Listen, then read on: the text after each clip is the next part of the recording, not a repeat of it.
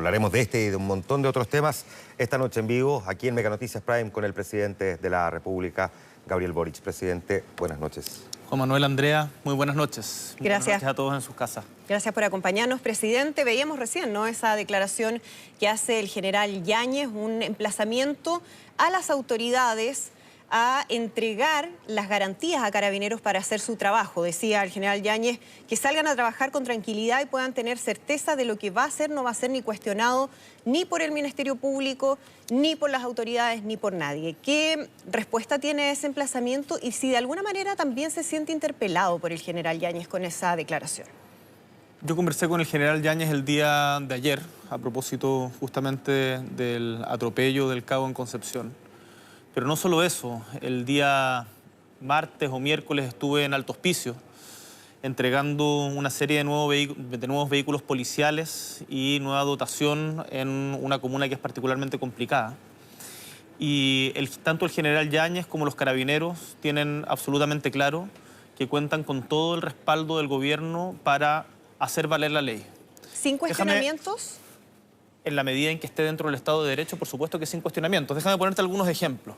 No sé si recordarán que hace un tiempo en la comuna del Monte hubo un carabinero que ante un caso de violencia intrafamiliar fue amenazado por la persona que era la agresora con un bloque de cemento. Ese carabinero, usando un uso proporcional de la fuerza, le disparó en la pierna y por lo tanto dejó inhabilitado a la persona que había realizado la agresión. Yo dije explícitamente que ese carabinero cuenta con todo nuestro respaldo. Lo mismo le señalé a los carabineros de la comisaría de La Pintana, de Pedro Aguirre Cerda, de también la comuna de Los Espejos, cuando fui a verlos el día de Navidad en la noche, del 24 al 25 de diciembre.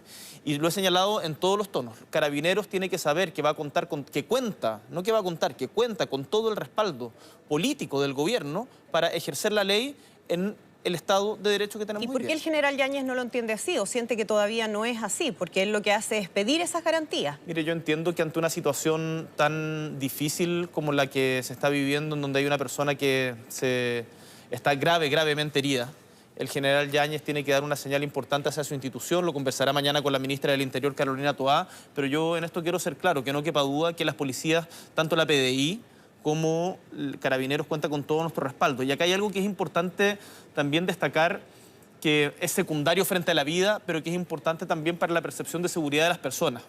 Hemos conocido de diferentes actos delictuales en el último tiempo que han sido frustrados. Como por ejemplo este mismo, en donde la persona victimaria está en este momento detenido. O el asalto en la losa del aeropuerto, que pretendía robar una tremenda cantidad de dinero y desgraciadamente con el saldo de 2 vidas, una de un funcionario de la DGAC, a cuya familia envío todos mis respetos, también fue frustrado. Claro, pero parece que la muerte obviamente tiene mayor importancia que el que se haya frustrado el robo propiamente tal. Por supuesto que la vida está por delante, pero acá le quiero enviar un mensaje muy claro a los delincuentes. Acá los que creen que en Chile delinquir es gratis están muy equivocados. Vamos a ejercer todas las atribuciones de la ley y vamos a enfrentarnos a los delincuentes con todas las atribuciones que la ley y con toda la fuerza que nos otorga el derecho y también la respuesta que tienen los carabineros y las diferentes instituciones, como ha quedado demostrado en estos casos. O, por ejemplo, en un intento de encerrona que hubo hace poco en la comuna de La Florida, en donde el asaltante terminó falleciendo producto de justamente este asalto a un carabinero que en ese momento estaba de franco. Por supuesto que la muerte de nadie es deseable. Acá yo no estoy haciendo un llamado a la violencia, pero el Estado de Derecho se respeta y son los delincuentes los que tienen que tener miedo y no los ciudadanos. Presidente, el barrio Yungay, su barrio, ha sido testigo de episodios de violencia bien brutales, de delitos particularmente duros, algo que por lo demás para muchos es reflejo de lo que está pasando en buena parte del país. Pero mucha gente dice también, si pasa en el barrio del presidente, donde se supone que teóricamente debiese haber más seguridad, ¿qué le puede esperar a uno para el resto? Es decir, esto que usted dice, de que lo van a enfrentar con toda la fuerza de la ley, si no ocurre en su propio barrio, donde debería haber, por razones evidentes, más seguridad, ¿qué podría esperar el resto de la gente? Mire, mi decisión de ir a vivir al barrio Yungay en vez de trasladarme al sector oriente como se esperaba o era la costumbre generalmente, tuvo que ver justamente con eso. Yo sé que es un barrio que tiene complicaciones, sé que es un barrio que está tratando además de resurgir, que ha tenido muy buenas noticias en términos de activación de turismo y tiene una cantidad de locales, el Guaso Enrique, la Pérgola, la Gárgola, la Trova, está la Casa Quiltro, un montón de locales preciosos que vale la pena visitar, pero que tiene un problema de delincuencia, en donde había muchas casas tomadas por muchas veces ciudadanos indocumentados que estaban realizando acciones delictuales. Yo decidí irme a vivir allá justamente para vivir también esa realidad. ¿Y usted diría que mejoró la seguridad en el barrio Yungay desde que llegó? Yo creo que estamos avanzando en esa dirección, pero esto no se radica de la noche a la mañana y no es por una cuestión de un día para otro, como te digo.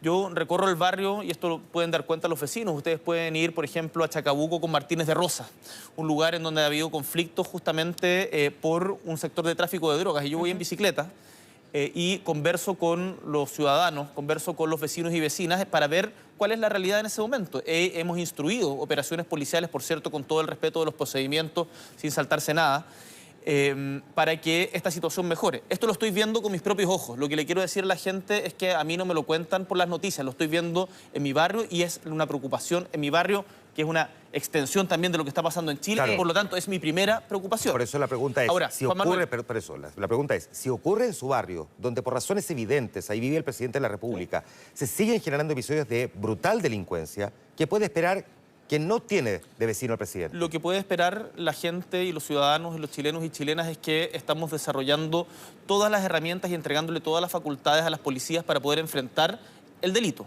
Hemos aumentado de manera histórica el presupuesto de Carabineros. Hemos desplegado 600 militares en la frontera en el sector de Colchane y lo vamos a extender a la comuna de Pica para evitar de que esto sencillamente sea un apretón en un lado que se va para otro.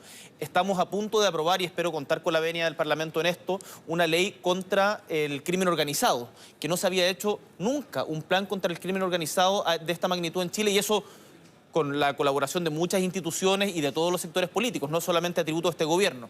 Estamos enfrentando en América Latina, un momento muy difícil en torno a la delincuencia. Sí, y es un tema especialmente sensible, presidente, para la ciudadanía, y por eso que es importante también aclarar o al menos reflexionar respecto a un capítulo que a la ciudadanía no le hizo mucho sentido, al menos así se manifestó, ¿no? Que tuvo que ver con los indultos y que generó muchos cuestionamientos también desde el punto de vista político.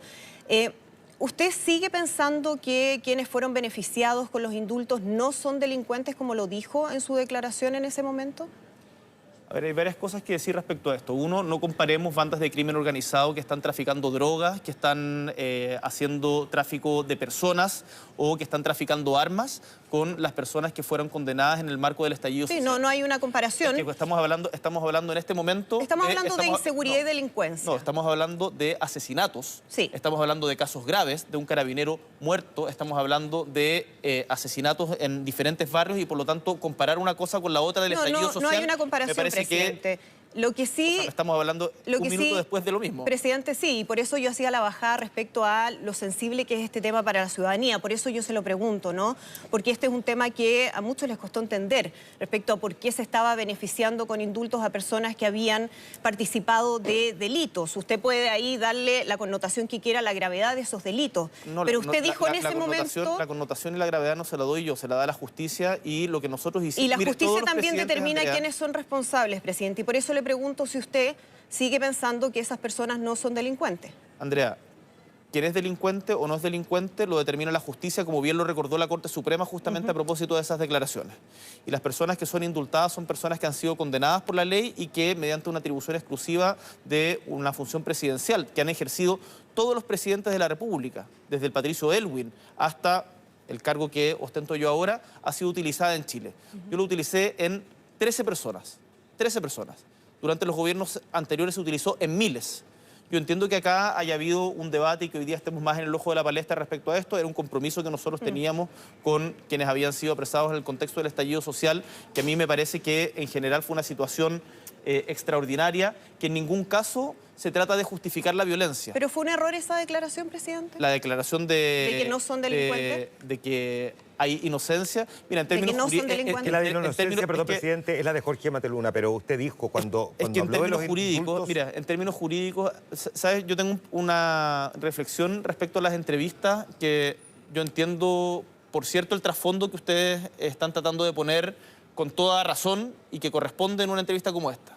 Pero cuando yo doy una cuña, después va a aparecer medios o panfletos que terminan reproduciendo solamente esa cuña y se distorsiona toda la información y después van a sacar reacciones en torno a esa cuña y se pierde el debate de fondo. Por lo tanto, prefiero no referirme en palabras cortas a esto. Yo entiendo el punto, creo que eso además lo hemos superado. Nosotros como gobierno estamos levantando una agenda de seguridad que es tremendamente potente, que está siendo reconocida también por la ciudadanía, que tiene que ver con control y de desbaratamiento de bandas criminales, que tiene que ver con recuperación de espacios públicos y que tiene que ver con aumento de recursos para las policías, tanto PDI como Carabineros y además a la Fiscalía. Presidente, entonces, dejando de lado ese punto, sí, déjeme preguntarle estas dos cosas. Lo primero, ¿tuvo a la vista todos los prontuarios, todos los antecedentes al momento de resolver sobre los indultos o no le entregaron toda la información hasta ese momento? Juan Manuel, a ese punto ya nos hemos referido permanentemente. El ministro Luis Cordero es el que está a cargo de eso y todas las declaraciones me remito a lo que ya ha señalado el ministro Cordero sobre el que... Que llegó después, sin embargo, de que usted tuvo que tomar la determinación de Justamente por eso, porque hubo, tal como lo señalé en su momento, desprolijidades que, desde mi punto de vista, merecían que se asumieran responsabilidades políticas y el ministro Cordero hoy día tiene en su cartera el seguimiento de este caso. ¿Y le parece que ya llegó el tiempo de terminar con esta facultad presidencial del indulto que algunos consideran que es demasiado monárquica? Estoy totalmente abierto a discutirlo. No es un tema vetado en absoluto. No es vetado, pero ¿tiene pensado generar esa discusión? Tiene que provenir de usted. Es una discusión que está partiendo y que se ha planteado en algunos aspectos del Parlamento. Vamos a participar sin ningún tipo de veto ni complejo de esa discusión que, insisto, han ejercido todos los presidentes de la República en ejercicio desde 1990 en adelante. Presidente Boric, ¿hay ya alguna definición respecto al camino que va a seguir el gobierno para enfrentar lo que sucedió el miércoles pasado con la reforma tributaria? Hemos escuchado declaraciones de los ministros, de las ministras, pero ¿ya hay una definición o se sigue evaluando de qué manera se va a enfrentar esto? Hoy día tuvimos una muy buena reunión de comité político, en donde algunas de las cosas que concordamos es que hay proyectos que actualmente se encuentran en trámite y que tienen que ver también con la recaudación y distribución de los tributos, en particular el royalty minero, que busca recoger mayor parte de la renta que se genera a partir de las riquezas naturales de Chile. Va a seguir su tramitación en el Congreso y vamos a buscar, lo decía la ministra Hernando, el ministro Marcel, los acuerdos para que no haya ningún tipo de traspié en esto. Y yo espero que todos estemos contestes en que es necesario que Chile allegue más recursos para poder financiar derechos sociales. El otro es el de rentas regionales, que busca una mejor distribución territorial de los recursos que tenemos como país. En segundo lugar, vamos a iniciar una serie de diálogos tanto académicos como políticos y sociales para poder perfeccionar el proyecto de reforma tributaria y una vez realizados estos diálogos, poder definir cuál es el mejor camino legislativo a seguir. ¿Hay un plazo para eso, presidente? Porque el tiempo corre y hay urgencias. En esto hay dos opciones. Una es insistir con los 2/3 en el Senado, otra es tener que esperar el año para poder presentarlo de nuevo. Eso se va a definir seguramente durante las próximas semanas cuando hayamos llevado adelante estos diálogos, de los cuales están encargadas los diálogos sociales la ministra Jara, los diálogos económicos y políticos el ministro Marcel, pero lo que sí es que vamos a insistir con la reforma tributaria, porque la reforma tributaria no es para que el gobierno tenga más plata porque sí, es para poder financiar una pensión garantizada universal de 250.000 pesos. ¿Con la misma o con otra reforma tributaria distinta? No, se pueden hacer modificaciones. Nosotros estamos abiertos a conversar tal como lo hicimos antes. Si hay algo que vale la pena decir es que no es cierto que acá no hubo diálogo. Hubo 3 meses de trabajo prelegislativo con organizaciones, en particular de pymes, que estuvieron permanentemente siendo parte. Ustedes pueden leer declaraciones de algunas de las organizaciones ante el rechazo de la reforma tributaria. En segundo lugar, hubo 8 meses de diálogo prelegislativo en donde se recogieron 90 indicaciones. Por lo tanto, decir que acá no se conversó, eso sencillamente no se atiene a la realidad. Lo que tiene que decir, la oposición, el presidente dice que efectivamente hubo diálogo, pero que ninguno de esos diálogos en la práctica fueron escuchados porque no recogieron nada de lo que ellos plantearon en las indicaciones que finalmente se aprobaron en el Congreso. Eso no es cierto. Hubo aspectos que se recogieron y hubo aspectos que no. El punto es que hoy día el Congreso negó la posibilidad de discutir una reforma tributaria en donde la gran mayoría dice, por lo menos públicamente, estar de acuerdo en que se necesitan más recursos. Entonces, yo lo que llamo, creo que la gente está cansada en que nos apuntemos con el dedo y la culpa es tuya, la culpa es como ese meme de Spider-Man en donde dice como la culpa es tuya y todos se están apuntando con el dedo y al final no pasa nada. A mí eso ya me tiene cansado, yo creo que la ciudadanía la tiene cansada. Insisto una vez más con que nosotros tenemos las manos abiertas para poder mejorar el proyecto en la medida en que busquemos una mejor redistribución del ingreso. Parte de las conversaciones mañana, de hecho, entiendo, con el mundo de la gran empresa, ¿no? Mañana yo tengo una reunión en conjunto con el ministro Marcel, con la CPC en particular, en donde sin lugar a dudas vamos a conversar de este tema. ¿Y es una señal el que parta la conversación de esta etapa por el gran empresariado? Se está haciendo de manera paralela con diferentes actorías. La ministra Jara tiene el encargo, por ejemplo, de conversar con organizaciones de trabajadores y también con organizaciones de la sociedad civil que tienen mucho interés en esto. Los municipios han sido también muy afectados en esto. Una de nuestras propuestas era aumentar en $1.000 millones el fondo municipal para poder cubrir brechas que existen, por ejemplo, en municipios como el de Santa Juana, que no tiene hoy día recursos para poder dotar de agua potable en los sectores rurales. Sí. Entonces, insisto, la reforma tributaria no es un capricho del gobierno y no es tampoco, hay algo que le escuchaba a un ex candidato presidencial de la ultraderecha que decía que acá bastaba con deshacerse de algunos programas sociales mal evaluados. Acá estamos hablando de 3 puntos del PIB. Cada punto del PIB son por lo menos 2.800 millones de dólares. Díganme cómo quieren financiar la reforma cómo quieren financiar la reforma de pensiones o cómo quieren mejorar las listas de esperas en salud si no somos capaces de distribuir de mejor manera la riqueza. Presidente, a eso los invito. Claro, hay muchos programas, hay muchas modificaciones que tienen que ser financiadas vía reforma tributaria y quizás uno de los temas que a la gente le genera más preocupación y que ha estado más atenta en el último tiempo en la discusión tiene que ver con la PGU, ¿no? Aumentar estos 250.000 pesos. ¿Qué va a pasar con la PGU finalmente? ¿Cómo se resuelve eso? Entendiendo que lo de la reforma tributaria también puede tomar tiempo, que no sabemos en qué punto puede, a qué nivel puede avanzar en esta discusión que se inicia. Hablábamos el otro día con el ministro Marcel que decía que no es posible avanzar con la PGU sin reforma tributaria. Hay quienes plantean que sí, hay otras maneras de generar ese financiamiento. ¿Usted cómo lo ve? Yo creo que no se puede desvestir un santo para vestir otro y que por lo mismo en un caso en que es tan importante poder decirle a las personas que han trabajado toda su vida que se merecen una pensión digna de por lo menos 250.000 pesos, después de haber trabajado toda la vida, 250.000 pesos, es que creo que la reforma tributaria no puede seguir esperando y por eso vamos a dar este trámite y vamos a insistir con esto. Pero para ser esto claros, no se soluciona, presidente, sin reforma tributaria no hay PGU. Mira, nosotros tenemos un compromiso para poder sacar adelante la reforma de pensiones. Creemos que esto, una de las cosas que hemos logrado en los últimos meses es estabilizar las cuentas fiscales de Chile, que eso implica una responsabilidad de largo plazo que sería mucho más fácil tirar la casa por la ventana y decir que sí, lo financiamos igual, con deuda o como sea, o financiar el gasto de los chilenos mediante el gasto de sus propios ahorros, como plantean algunas parlamentarias. Eso sería tremendamente irresponsable. Por eso yo invito al Congreso Nacional, a las diferentes autoridades, a los sectores empresariales y sociales, a que tengamos un gran acuerdo a este respecto, para que podamos financiar con responsabilidad y en el largo plazo. Descarta mayor endeudamiento, que es uno de los temores que han planteado las clasificadoras cuando han analizado una de las consecuencias del rechazo a la reforma tributaria. Dicen lo que para algunos parece ser una buena noticia, puede ser muy malo si es que el gobierno insiste en financiar su programa vía endeudamiento, por Hay ejemplo. clasificadoras de riesgo que están en este momento analizando de manera producto del rechazo de la reforma tributaria el bajar la calificación de riesgo de Chile, lo que significa que a Chile le sale más caro endeudarse. Claro. Si nosotros, mira, financiar con deuda en algunos casos acotados puede ser necesario y siempre hay ciertos márgenes en los que uno se puede mantener.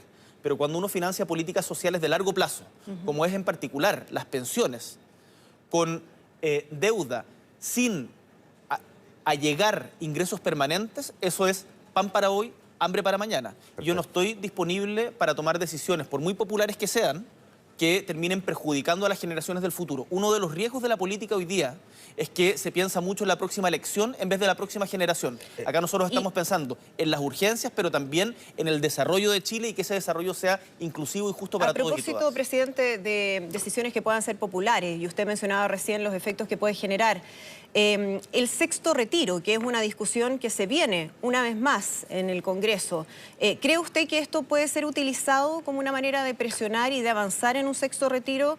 ¿Qué tanta agua habrá en esa piscina si es que eso ocurre? Mire, en esto yo creo que vale la pena hacer una historia larga, porque uno no puede desentenderse también de sus acciones pasadas. Yo aprobé convencido el primer retiro porque en un momento en que los chilenos no estaban recibiendo apoyos y estaban impedidos por el Estado de movilizarse en buena hora, producto de la pandemia, me pareció razonable. El segundo retiro también tenía sentido y he hecho una autocrítica respecto a lo que fue el tercer retiro y el cuarto que finalmente no se aprobó. Hoy día, con las condiciones económicas que tenemos, con el nivel de empleo que tenemos, con las perspectivas de baja de la inflación que tenemos, que la inflación ha golpeado muy fuerte en particular a las clases populares, en particular a quienes menos recursos tienen, porque son quienes no tienen capacidad de ahorrar. Sería tremendamente irresponsable inyectar lo que significa un retiro de fondos previsionales a la economía en este momento y además decirle a los ciudadanos que los momentos difíciles se las tienen que ver ellos mismos con sus propios ahorros. ¿Qué es lo que hemos hecho nosotros? Doblar, por ejemplo, el bono marzo para poder apoyar a las familias que más los necesitan. Estamos aumentando también la cobertura de diferentes becas educacionales, como por ejemplo la beca BAES.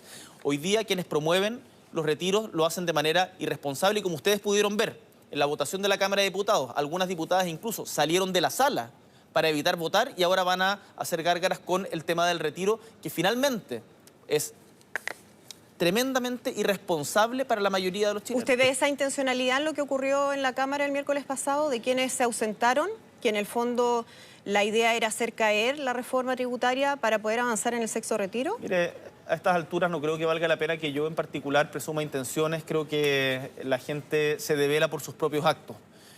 Siempre es bueno estar reconsiderando y reflexionando respecto del actuar propio y buscando las maneras de mejorar. Hay mucha gente que ha criticado lo que llaman en algunos casos volteretas. Yo creo que sería un pésimo presidente si es que no fuera capaz de reflexionar sobre mis actos. Y yo hoy día estoy permanentemente tratando de buscar las mejores alternativas para mejorar la calidad de vida del pueblo de Chile. Y eso en materia de seguridad y en materia económica cuento con todo el respaldo de mi equipo y desgraciadamente a veces hay personas que sencillamente buscan hacer un gallito con el gobierno y no pensar en el bien común. Ahora, yo sé que hay una oposición democrática, una derecha democrática con la cual tenemos que conversar y a aquellos, insisto, les tiendo la mano para que busquemos grandes acuerdos que beneficien a Chile, más allá de las peleas de los partidos. Presidente, ya que estamos en política, derechamente metámonos a ese punto, digo, la política contingente. A propósito de esto que dice usted y algunos que dicen que sea voltereta, ¿le complica cuando dicen que parte de los triunfos que este gobierno puede exhibir son en realidad triunfos con sabor amargo? Cosas en las que en estricto rigor no creía, el TPP-11, por ejemplo, usted ya con una polera al Congreso, no al TPP-11, los militares desplazados en la macrozona sur o en la macrozona norte, por ejemplo. Mi criterio de éxito no tiene que ver con satisfacciones personales, sino con, insisto, mejorar la calidad de vida de los chilenos y chilenas.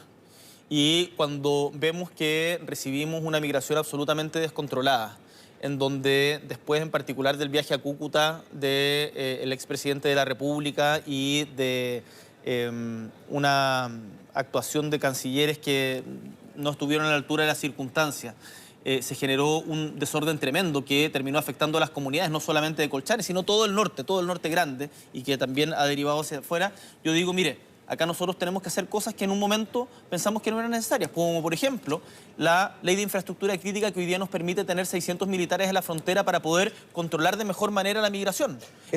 Yo hoy día... ¿Es una convicción personal después de una reflexión o es, usted dice, al margen de lo que yo crea, hay que hacerlo a pesar de que yo no esté convencido de eso, que es distinto?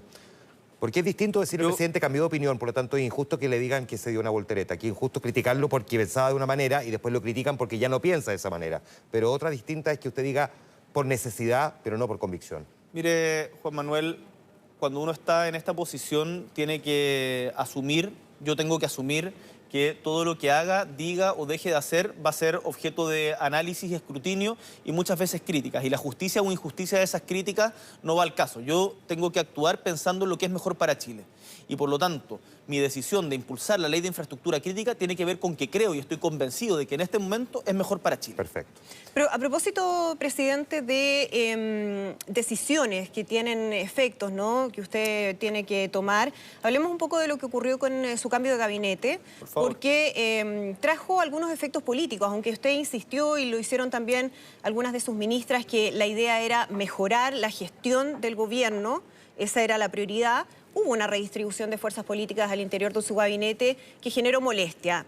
Molestia al interior, por ejemplo, del Partido Liberal, molestia al interior del Partido Radical. Tanto así que algunos plantean que quizás esos votos que antes tenía ya no los tiene seguros, que podría estar en una posición más complicada desde el punto de vista del respaldo político en el Congreso que la que tuvo, por ejemplo, el miércoles con la votación de la reforma tributaria. ¿Cómo ve usted ese escenario y si puede también darle alguna respuesta, ¿no?, a los miembros de los partidos que están molestos por estas horas?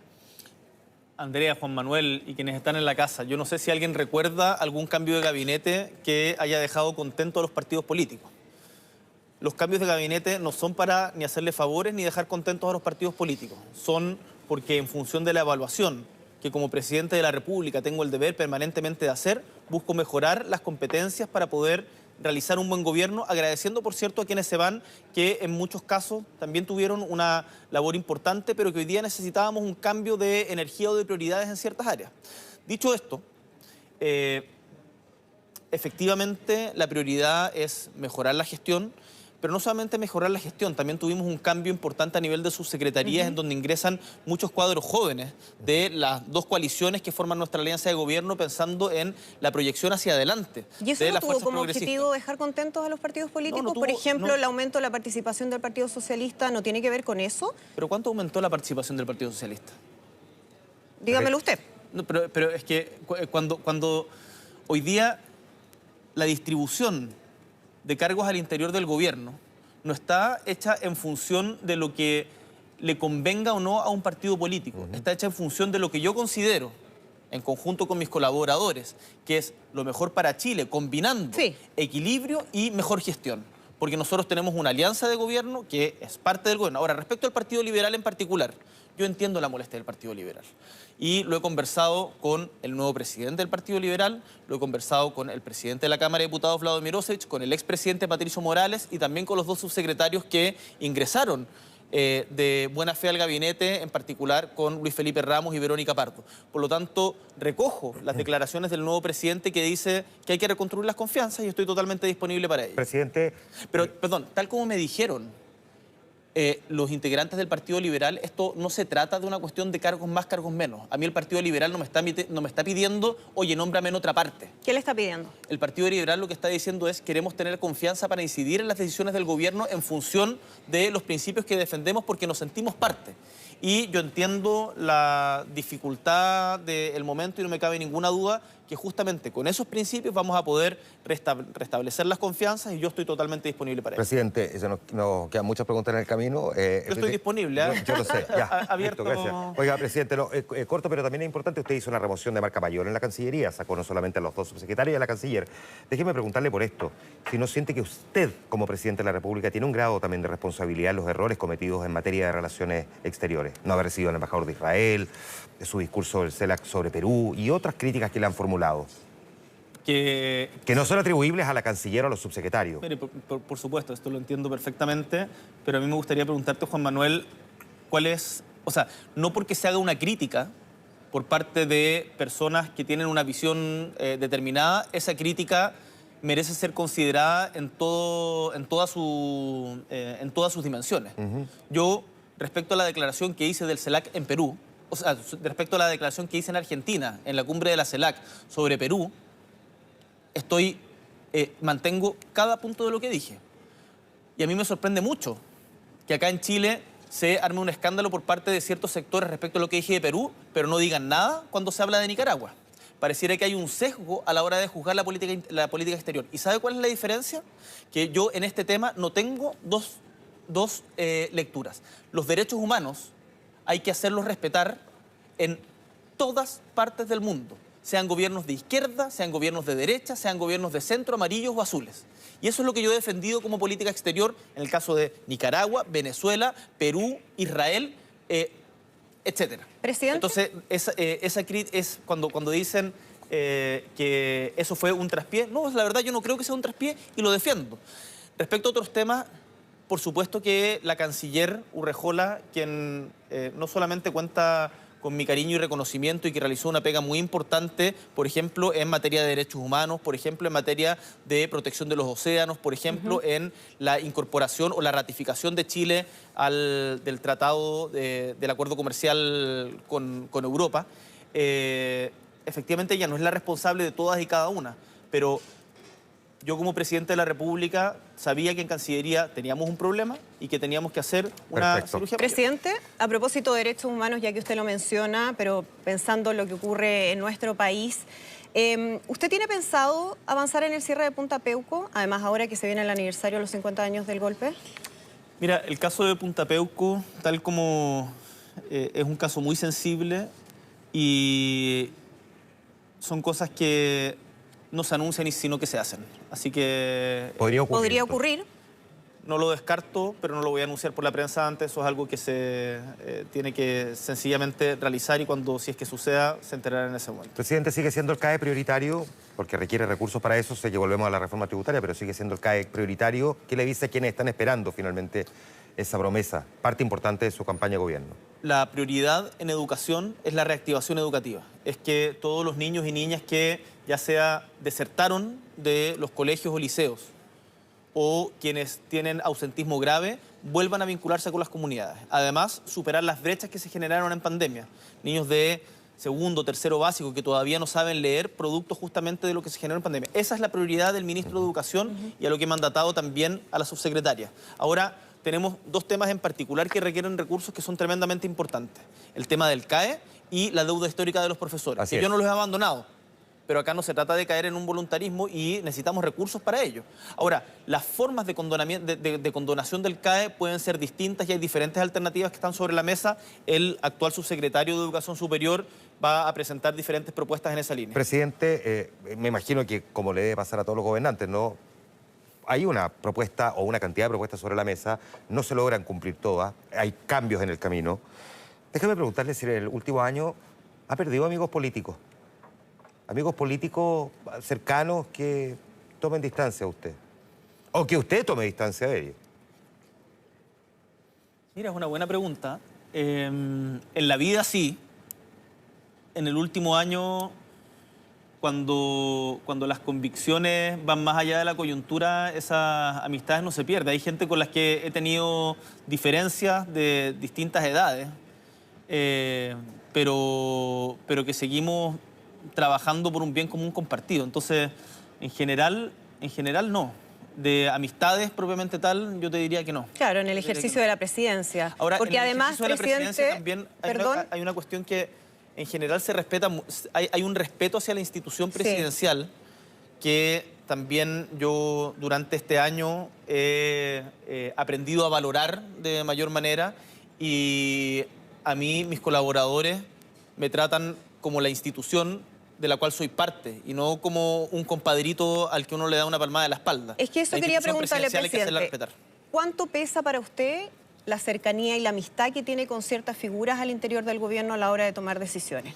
Porque se lo ha cuestionado a propósito del cambio de gabinete, por ejemplo, lo que ocurre con el ministro Giorgio Jackson. Entonces hay quienes dicen, porque es su amigo, lo tiene que dejar al interior del gabinete, en particular el Ministerio de Desarrollo Social, pese a que quizás hay cuestionamientos a su gestión, por poner un caso, pero podríamos mencionar otro. Pero es que ahí hay una cuestión que yo creo que vale la pena reflexionar más profundamente, porque no porque una línea editorial de algún medio que es abiertamente de oposición a este gobierno repite hasta el cansancio que le cae mal el ministro Jackson. Por eso fue no despejar esa duda, por eso se lo pregunto. El ministro Jackson, por ejemplo, estaba en el comité político y salió del comité político sin ningún tipo de complejo de mi parte producto de esto. Mi jefe de gabinete, con quien tengo una confianza construida hace largo tiempo, porque tampoco se puede pretender de que cuando uno llega al gobierno esté solamente con gente desconocida, porque toda la gente que conocía de antes tiene que estar bloqueada. No, uno construye también con la gente que tiene confianza y que cree que tiene competencias para el cargo. A mi jefe de gabinete le pedí la renuncia con mucho dolor, pero sentí que tenía que hacerlo. Lo mismo, por ejemplo, con la ministra de Justicia en su momento. Entonces, yo no tengo ningún tipo de complejo con a personas con las cuales tengo alguna relación personal, decirles, ¿sabes qué? Hasta acá nomás llegamos en esto, nuestra amistad correrá por otro carril. Si la amistad se debilita producto de eso, yo diría que era una amistad frágil. y por lo tanto no tengo problemas en aquello. Ahora, sobre Giorgio Jackson en particular, creo que está haciendo una estupenda tarea en el Ministerio de Desarrollo Social y creo que hay por parte de ciertos sectores una obsesión con él y a veces le toca a él, a veces a Antonio Orellana, a veces a Camila Vallejo, le tocó en su momento también a Carlos Montes, pero creo que es parte de los avatares de la política, uno aprende a desarrollar cuero de chancho en estas cosas y no tomar decisiones por las presiones del momento. Se nota eso de que la amistad no se debilita en función de las críticas, se guarda. O sea, es que lo tomo... Y eso también apunta, o sea, distinguir los roles profesionales que uno tiene que tener es tremendamente importante, porque si no uno se pone a la defensiva permanentemente. Pero cuesta un montón. Y cuesta muchísimo, porque uno siente, permíteme que una reflexión más personal, uno, no sé, trabajamos 16 horas diarias, te sacas la cresta buscando, haciéndolo lo mejor posible, y sin embargo, uno recibe golpe, golpe, golpe. Pero uno tiene que aprender. Y esto yo creo que es tremendamente importante a distinguir en la crítica las cosas que pueden ayudarte a mejorar. Y esa cuestión, si uno se cierra a eso y se reúne solamente de personas que te dicen que sí, lo estáis haciendo estupendo, súper bien, vamos presidente, al final termina siendo un pésimo mandatario. Yo me hago cargo de las críticas y aprendo eso. ¿Qué tiene puesta ahí? La ruta 2023.